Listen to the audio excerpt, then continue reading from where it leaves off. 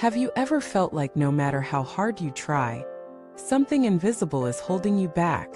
Have you experienced moments when life seems to repeat its challenges, despite your efforts to change?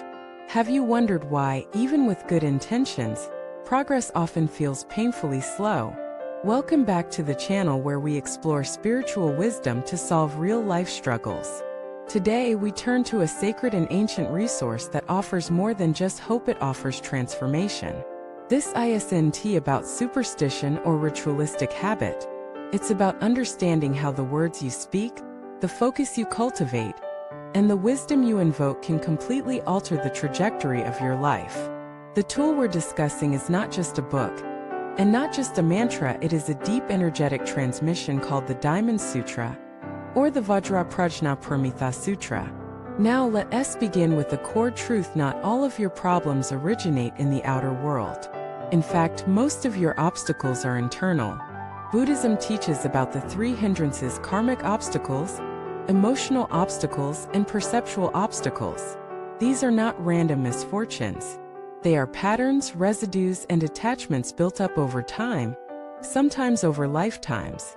You may be facing health challenges, financial instability, relationship breakdowns. But deeper than all these is your inner resistance to reality. That resistance, whether it shows up as fear, control, jealousy, pride, or self-doubt, is the true wall between you and peace. Now here's the good news: what's created from the mind can be healed through the mind. The Diamond Sutra is not just a string of sacred verses, it is a scalpel designed to cut through illusion. The word Vajra itself means thunderbolt or diamond, something that can destroy anything false, and yet remain unbreakable itself. Why is this sutra so powerful?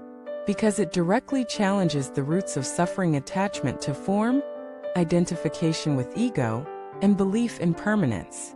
It reminds you that everything you cling to, your identity, your roles, your possessions, even your spiritual achievements, is empty of inherent substance. This may sound abstract, but let us make it real. Imagine you're suffering because someone betrayed you. Naturally, you hold on to the pain, the anger, the story of being a victim. The more you feed the story, the heavier it becomes. You begin to define yourself by your pain. Now imagine reading the words: all phenomena are like a dream, an illusion, a bubble, a shadow. Suddenly, the betrayal is still real, but its weight shifts. You start to see it as part of a passing illusion, not a permanent identity. This is the power of the sutra. It reprograms your perception. It doesn't ask you to pretend life doesn't hurt. It teaches you that the self who is hurting isn't fixed. The identity you defend, the pride you protect, the memories you hoard, they are shadows. Not lies, but also not solid truth. And in that space of realization, your pain begins to dissolve. You return to the present moment, not as a personality, but as presence itself. That's why the daily chanting or reading of the Diamond Sutra is so transformative. It is not about memorizing verses. It's about allowing their vibration to penetrate your mental habits. It's about planting seeds of clarity in the soil of confusion. People often ask, do I need to understand every word? No, understanding will grow. The power of the sutra works, even when you don't comprehend it intellectually. Why? Because it speaks to the deeper layers of your consciousness, the part of you that already knows truth, but has forgotten. Let us consider the analogy of a muddy pond. When you first begin the practice, you might not see any change. The water is too murky. But as you sit, chant, reflect, and trust, the mud starts to settle. Slowly, clarity arises. You see through the surface into something deeper. People who chant the Diamond Sutra consistently often report a softening of their anger, an easing of anxiety, a spontaneous forgiveness, or a deep internal strength. It's not that life stops testing them, it's that their response changes. You don't chant to escape the world. You chant to walk through it without getting entangled in it. You don't recite the sutra to impress the heavens. You do it to remember who you really are beneath the noise. Let us look at a story. A woman battling depression began reading the sutra each morning. First, she found it confusing, but she stayed with it. Over weeks, something shifted. She stopped identifying with her diagnosis. She began treating her thoughts as passing clouds. She regained a sense of power. She began volunteering.